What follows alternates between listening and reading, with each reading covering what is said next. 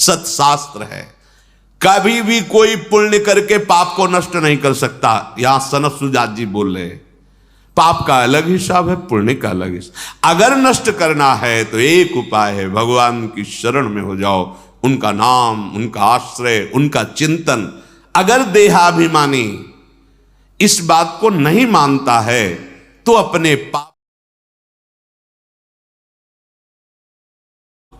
हे सनत सुजात जी, ऐसा हमने सुना है कि कुछ लोग धर्माचरण तो बहुत करते हैं पर साथ में पापाचरण भी करते हैं।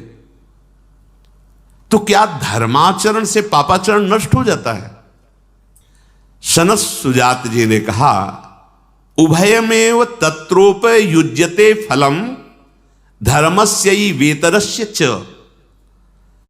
क्या पुण्य करने से पापों का नाश होता है? प्रेमानंद जी महाराज प्रवचन।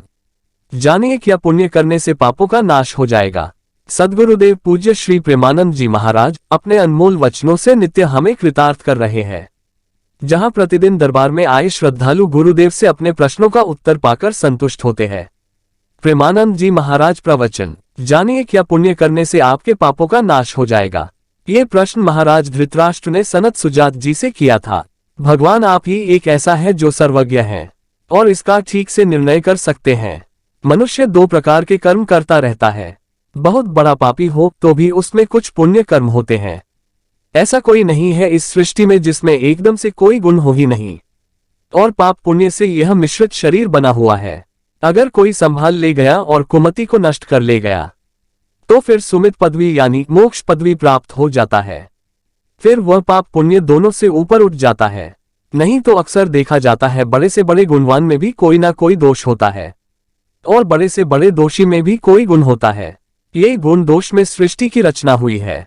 जड़ चेतन गुण दोषमय विश्व कीन्ह करतार, संत हंस गुण गहही पे परिहरी वारी विकार। हे सनत सुजान जी, ऐसा हमने सुना है कि कुछ लोग धर्माचरण तो बहुत करते हैं पर साथ में पापाचरण भी करते हैं। तो क्या धर्माचरण से पापाचरण नष्ट हो जाता है? सनत सुजान जी ने कहा, पाप पुण्य की गति। धर्म और अधर्म अर्थात पाप और पुण्य इसके दो मार्ग हैं। अगर आप पाप कर रहे हो तो अलग हिसाब है और पुण्य कर रहे हो तो इसका अलग हिसाब है। आपके बहुत अधिक पाप हो गए हैं, केवल नाम मात्र के पुण्य है तो पहले नरक जाना होगा। और अगर आपके बहुत पुण्य हो गए हैं तो पहले आपको स्वर्ग जाना होगा।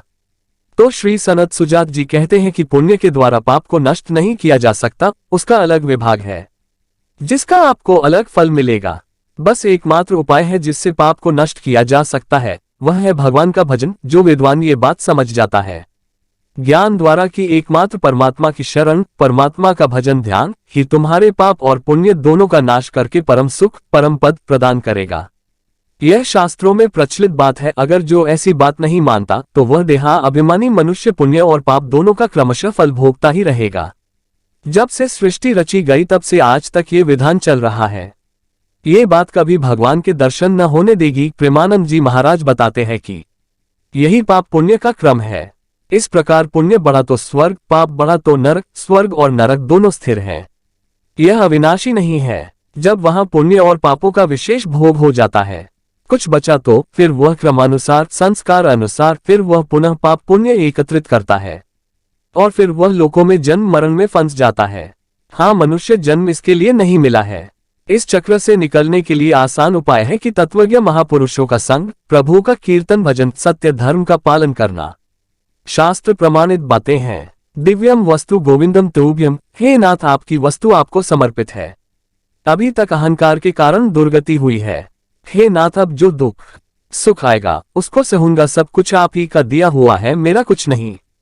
मेरे तो बस गिरधर गोपाल और दूसरा ना कोई। कभी भी कोई पुण्य करके पाप को नष्ट नहीं कर सकता। ये बात सनत सुजात जी बोल रहे हैं। अगर पाप को नष्ट करना है तो एक उपाय है, भगवान की शरण में हो जाओ। उनका आश्रय, उनका चिंतन, उनका धाम है। वो सबके मालिक हैं, सब कुछ ठीक कर देंगे। जय श्री राधे राधे जी महाराज। उम्मीद करते हैं आपको यह वीडियो पसंद आई होगी।